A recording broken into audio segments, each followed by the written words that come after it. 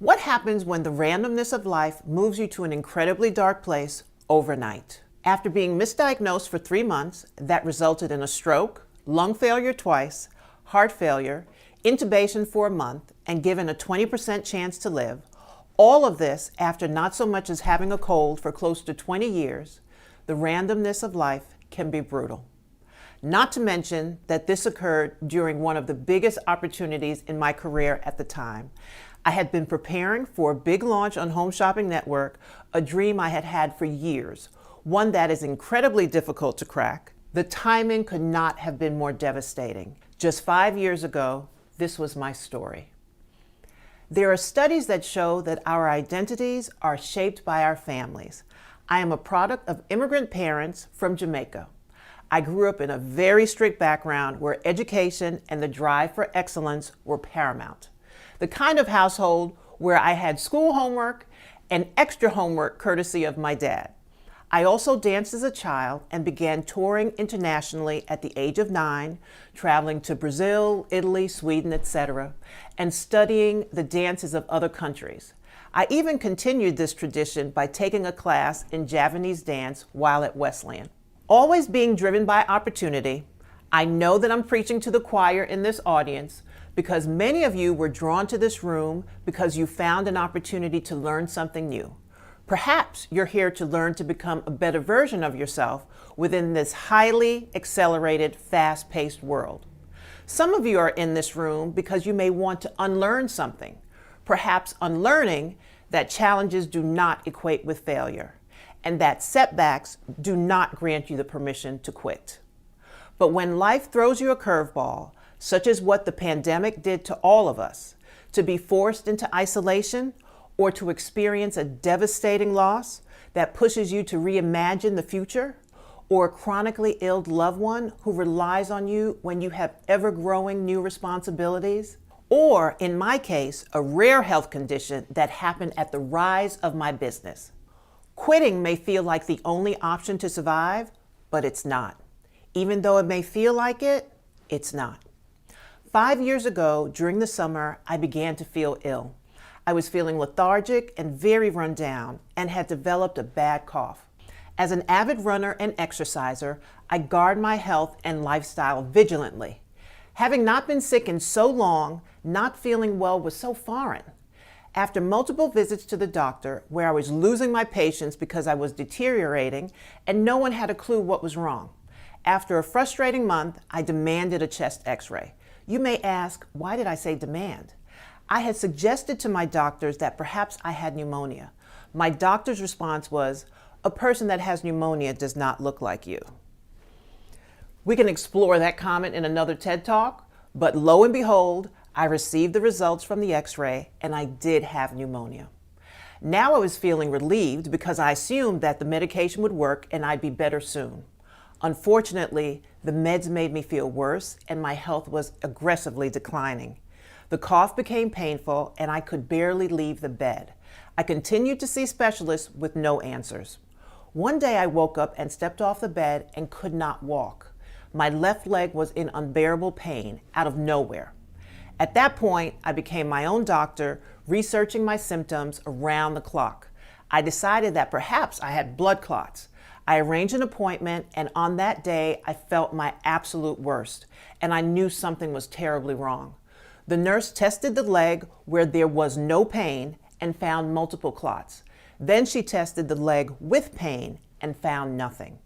I immediately checked myself into the emergency room. There are good doctors and there are great doctors. In the emergency room, I was handled by a tribe of stellar doctors. They focused on my leg, which was of great concern to them. They drew fluid, and within an hour, I had a room full of doctors with a diagnosis.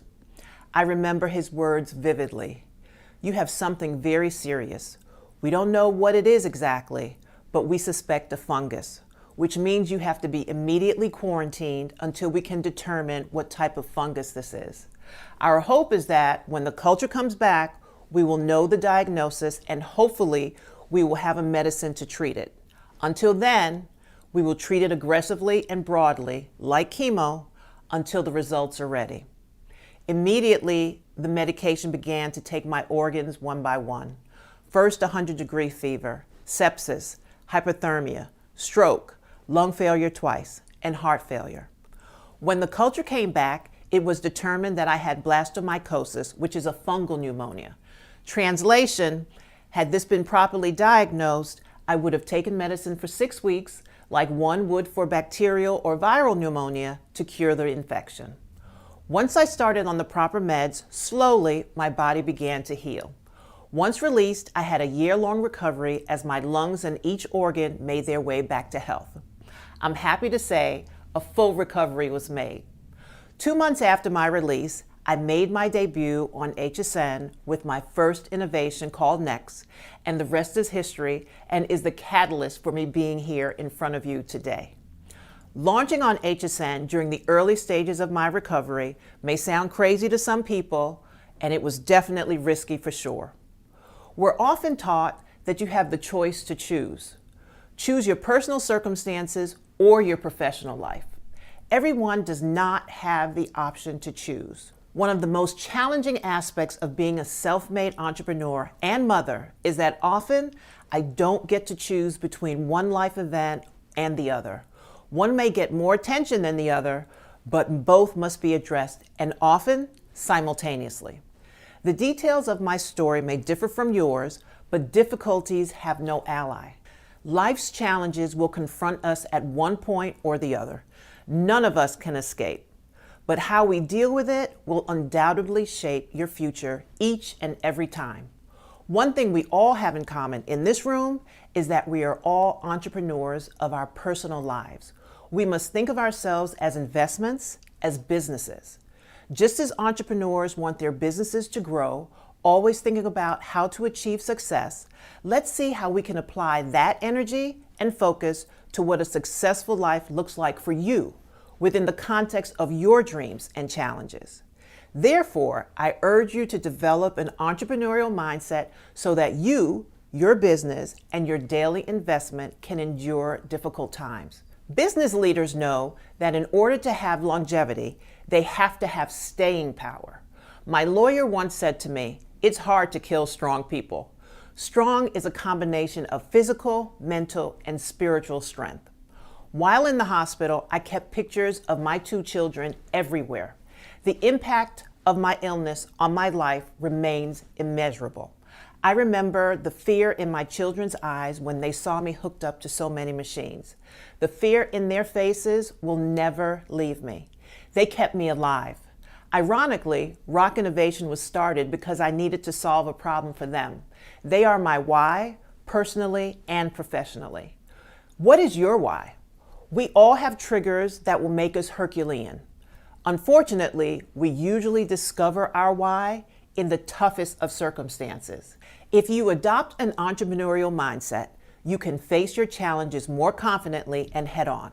Start with create a group of insulators. This group protects you at all costs. There is mutual respect and trust. You can turn to them for anything and they keep you sane, strong, and happy. They are your most important allies. They are more than an inner circle. They are your insulating circle, one for your personal life and one for your professional life. Second, select mentors and advisors for your personal life. We naturally seek mentors for our professional lives, but the wisdom and perspective of advisors regarding life's challenges are invaluable. The odds are they have had some form of experience with a similar problem. Select mentors that don't tell you what you want to hear. Tough love is good too. Third, pace yourself. This one is hard. We all want results as quickly as possible, but burnout is happening at record rates. We are not living in normal times, and it is prudent to reassess your pace. Over the past 2 years, many of us have had to make significant adjustments with our professional lives. And though it happened in a way that was out of our control, many would argue that there were incredible benefits that they could not have imagined 5 years ago, like being able to work from home. Fourth, your personal life deserves reassessing too. Sometimes our personal lives are on autopilot, which may not be the best course. It's worth tapping into and making sure that your plans are still aligned with your expectations and your goals are still relevant and sustainable. Fifth, Take time out for yourself. We take vacation from work, but do you take vacation from your personal life?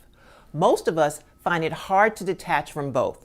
Recharging is essential because it is directly related to your health, physically and mentally.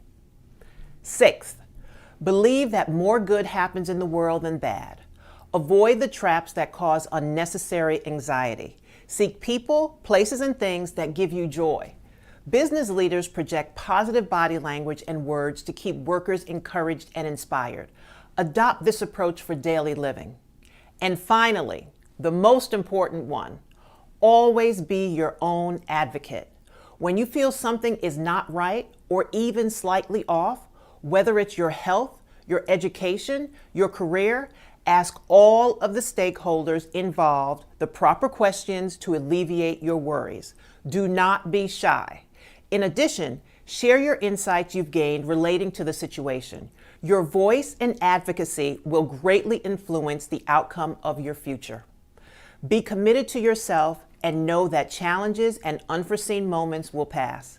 There is a light in the dark place, but the brightness that emits will rely on your perseverance. It may not be easy to invest in yourself when the weight is heavy, but that investment will not go unnoticed. When you go through a near-death experience, you become a part of a small, lonely, yet special club. This particular group has unique insight in that we have witnessed inexplicable miracles and feel that grace every day. It's really special. 2 children, 1 in college, 1 headed to high school, a business started to find a solution for my children, landing 2 sharks for my business, a body that is fully recovered and feeling healthier than ever. I have learned to embody the business of resilience, and you can too.